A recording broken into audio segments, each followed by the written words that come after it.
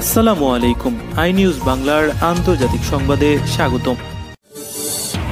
যুক্তরাষ্ট্রের joint chief of স্টাফের প্রধান জেনারেল ড্যান কেইন বলেছেন, ইরানে অপারেশন মিডনাইট হ্যামার ছিল 15 বছরের কাজের চূড়ান্ত পরিণতি। তিনি বলেন, হামলায় ব্যবহৃত অস্ত্রগুলো ফোর্দো পারমাণবিক স্থাপনায় হামলায় যাতে সাফল্য অর্জন করা যায় সেজন্য ডিজাইন, পরিকল্পনা এবং সরবরাহ করা হয়েছিল। কেইন আরও বলেন, ঘটনাস্থলে 2টি ভেন্ট শ্যাফটে তারা হামলা করেছেন।